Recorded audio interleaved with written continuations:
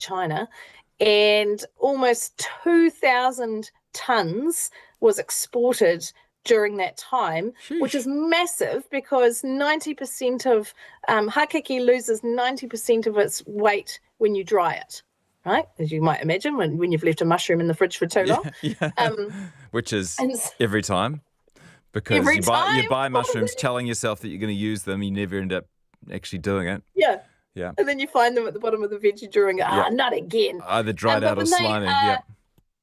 When they are not dried. So, yeah, I mean, tonnage, thousands of tons out of the country is pretty impressive. Of course, it didn't work out in the end because back in China, they worked out how to cultivate the air fungi that they had over there. And so they didn't need to import it from New Zealand anymore. But at the time, it was so important to the Taranaki economy in terms of its significance to global trade. Its nickname was Taranaki wool, which sort of says a lot about where it sat in our society. So we sold it to the Chinese. We sold it to the Chinese until they worked out how to do it themselves, sort of like a reverse Chinese gooseberry, which they presumably sold to us until we took them and built a giant kiwi fruit industry. Yeah, exactly. But yeah, you might find it out in the bush pretty much all year round, in lots and lots of places. It's obviously got a really important role because, like many of our fungi, it's a decomposer. So it's breaking down dead wood, it's returning nutrients to the ecosystem, and it's helping forests recycle and renew those nutrients so other things can grow. And to your point about the texture, if you see it and you're looking for an ear sticking out of a tree or sticking out of a bit of dead wood, then it's that sort of gelatinous, slightly rubbery kind of approach. And if you bite it, it will actually come across as quite crunchy. And if you mix it with the right food, right? So even early Māori knew that it wasn't kind of top of their list for favourite food. So they used it as a resource in lean times, and they steam cooked it with things like puha and other greens. But you can make it yummy if you pair it with the right flavours. So Liv Sisson reckons you can turn it into a tasty salad when it's sliced thinly and served with sesame oil, chilli and coriander. So, I don't think we should write it off. Mate, recipes is just after 3 p.m, not coming up at 4 p.m, Nick, but I'll let you off on this occasion. Probably a better recipe with this critter than any of the other ones that you regularly feature. Hey, well done. Could I ask you to rate the attractiveness of this critter, the wood ear fungus, on a scale of 1 to 10, please? It's a bit yucky because it reminds me of zombies in horror movies, and we all know I don't like those. So I reckon we'll give it a solid 4 on the basis of its culinary importance and historical importance to the New Zealand economy. Very good. It's a thin argument, but I'll accept it this late in the week. Thank you. Nice to chat to you, as always. Thanks, Jesse. Have a great weekend. Nicola Tuki for Critter of the Week. Now I'm going to finish our show this week with some very exciting news that we have received or started receiving entries in our Kiwi cover song contest. It's back for 2026. We're calling all musicians and singers of New Zealand and inviting you to send us your best version of a New Zealand song. The winner is the band or person who records the very best cover song. You'll get to perform it here on Afternoons. We'll give you the mastered version, which you can release on whatever platform you like, and it's open to everyone, professionals and amateurs. So if you're in a band, start thinking about what song you'll cover and get it into us. All the details are on our website, rnz.co.nz/Jesse, or if it's easier, just text the word cover to 2101. Deadline 2nd of August, so get on it. And this was the very first entry to arrive. If you've heard Reb Fountain's Don't You Know Who I Am, you'll be excited to hear this cover version performed by Claire Christian and Joe Corwood from Kapiti-based band Jeep Road. Drunk little Indian boy, they said, spouting off his mouth about the great man's dead. What's a little break between boys in the cell? Never knew who's listening at the gates of hell. Just like video stores, press rewind to leave. On those that don't work, don't fit nice and neat. And the future will say he's worth something. Hell, I could have been somebody. Don't you know who I am?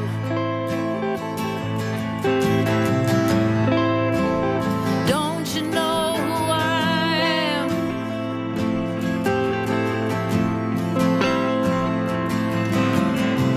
In certain circles, well, you can't touch me. I'm a dance around, you know I'm connected to the powers that be. Like Ali, you got nothing on me. You put my tail in jail. Is this place called hell? Wheeling and dealing on a Saturday night. Caught between a calling and a stitched up fight. Russian birds that travel hell out of here. Can you see me in your eyes? Don't you know who I am? Don't you know who I am? Don't you know who I am? Don't you know who I am?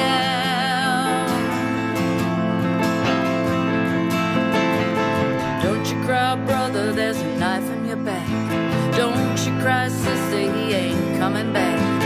Got you trying to make your way to kingdom come. Well, this is my territory. It's God's will to stamp what's mine. It's God's word that bites your tongue and marks me divine. The moment we lay our hands on the world, she's disfigured. Hell, we can touch her up. Don't you know who I am? Nice work, guys. Thank you for the entry. Claire Christian and Joe Corwood from Jeep Road. Our first official entry in our Kiwi cover song competition. Get yours in. Text the word cover to 2101 and we'll send you back all the details on how to enter. It's 10 to 4, which means it's that time of day.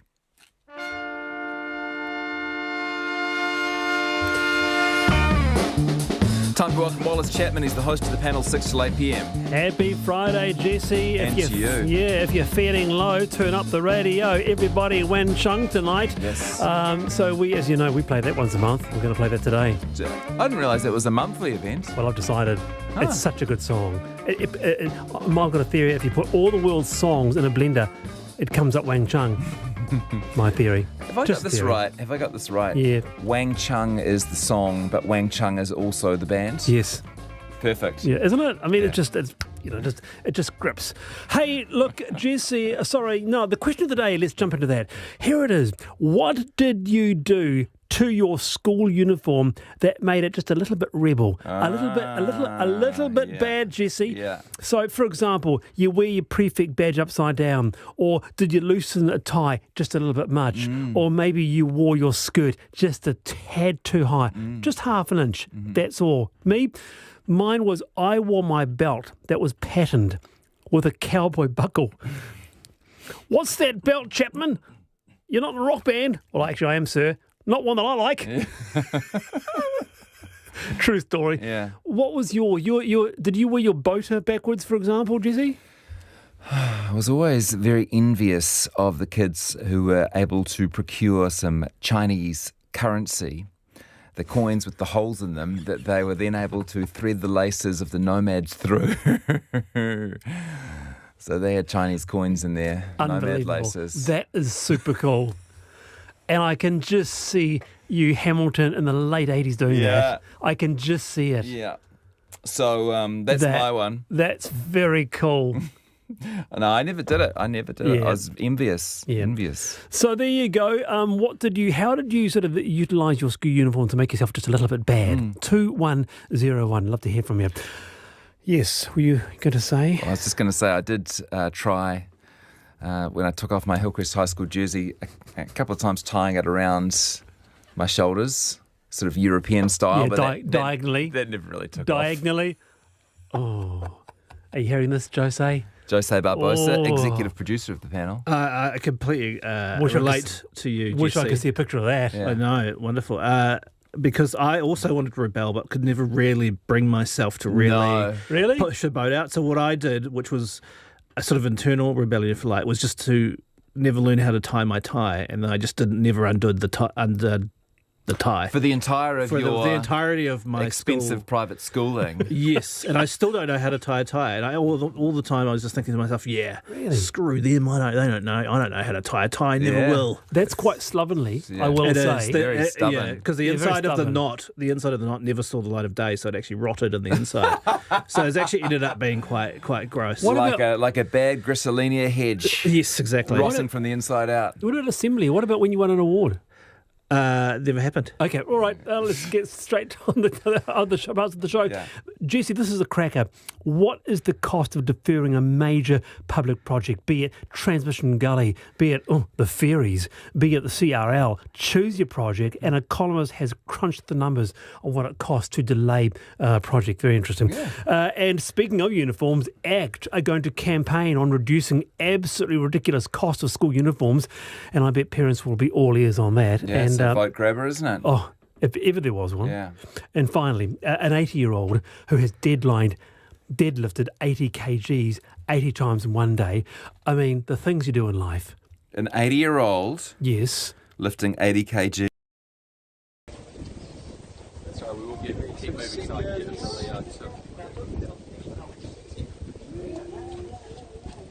Yeah, cool. All good on my end, everyone. Prime Minister, first of all, just want to get your thoughts on the Taiwan situation and the fact that Australia has come into bat for New Zealand in that regard. Oh, look, we appreciate the support, but at the end of the day, it's an issue between New Zealand and China. As I said yesterday, the challenge here is that these are backbench MPs that don't represent the executive government.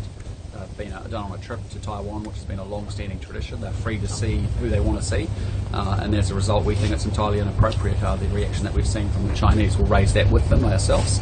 Of course, there's been no change whatsoever to our one China policy, and that continues to be observed. You say that your influence is stronger together though on the world stage, right? Isn't it a good thing that Australia it's a fine thing, but at the end of the day, this is a nation-to-nation issue between New Zealand and China. I appreciate the support from the Australians, but I'm just underscoring that it's an issue that we will raise with the Chinese directly. Will you be discussing it the Australian Prime Minister today? Well, I'm not. No, it's not it's a New Zealand issue with China, and so we will deal with it in the way that we will deal with any other state issues.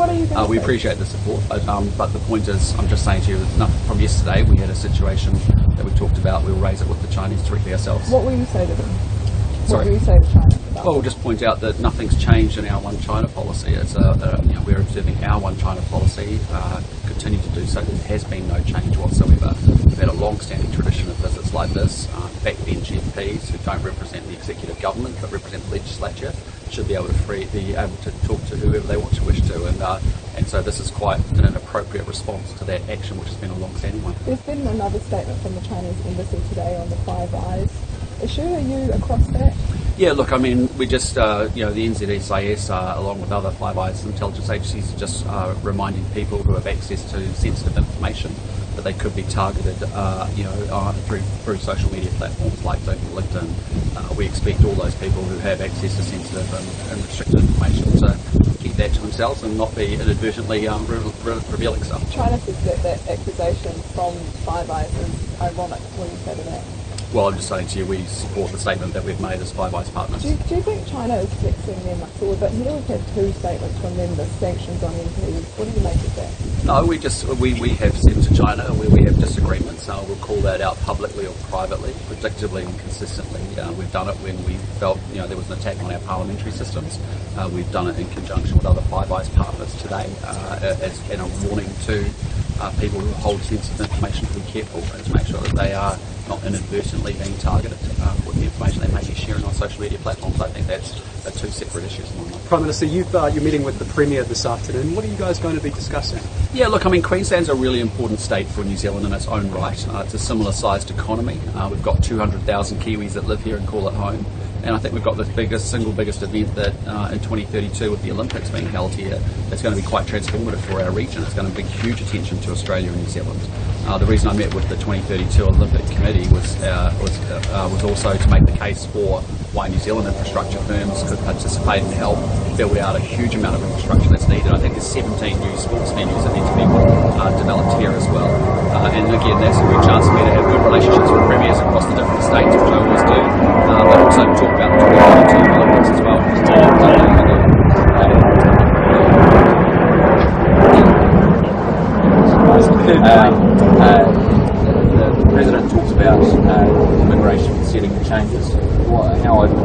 involved to stem people to come over to work and help contribute to the build? Look, I mean, we weren't talking about it in that context. We were talking about the fact that, you know, there's a massive amount of infrastructure get built in Australia, in Queensland in particular, and, you know, they've got, obviously, there's going to be a huge workforce challenge as they do that, and so it was more about how will they meet that, you know, to actually get people trained up, get people able to come in and actually work on the projects that are here. So that's a decision for them, but, you know, for us, we want to be involved in having New Zealand companies have access to be able to participate in some of and partner and build out some of the infrastructure. He certainly raised immigration and referenced that movement would have to happen on both sides of the Tasman, and he pointed to how student visas work, so how you could come over for a year and potentially get extensions basing on a particular project. Would you be open to kind of opening that up a bit more to allow more people to come over to help the build? Well, just more, we were having a discussion ourselves just about, you know, the huge workforce that's going to be needed to deliver the projects, you know, here in Queensland, and it wasn't in the context of necessarily New Zealanders, you know, coming out to build it. Obviously, there's New Zealand companies that are here, that have offices, that have staff and Kiwis that may well come over and help it. You would be open to relaxing immigration settings? Oh, look, no, not at this point in time. We you know, there's no proposal on the table. We're just talking, you know, this is a very early days. This committee's, you know, formed. You know, it's important that, as I said, I'm the first Prime Minister I've had a chance to meet with, and that's very deliberate because I want to signal very strongly that we've got great New Zealand building and construction firms that actually can help do the build out here.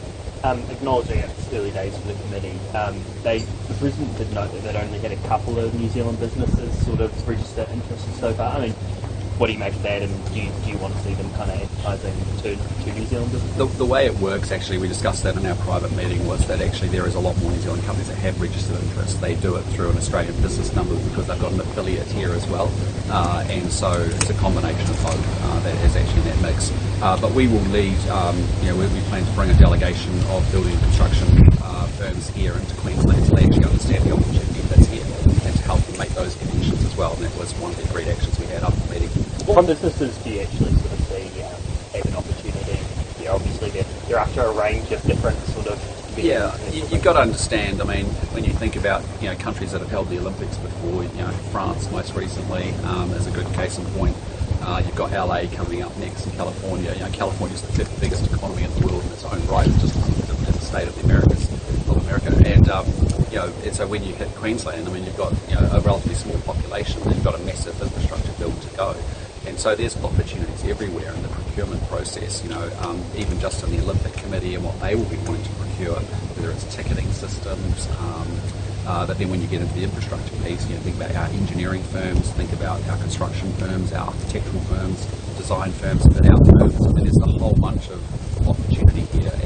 But the bigger opportunity is frankly also now to put a showcase on the tourism proposition in Australia, New Zealand, and also within the Pacific. And so, you know, that's also what we're thinking about, is what are the broader benefits to the region as well. Prime Minister, given the economic turbulence globally right now, I mean, how important are partnerships like this between New Zealand and Australia, and particularly in relation to the Olympics? Yeah, look, really important. I mean, you know, I believe, you know, you've seen us respond to, you know, talk very openly about, you know, financial discipline as a really key part and pillar of national security.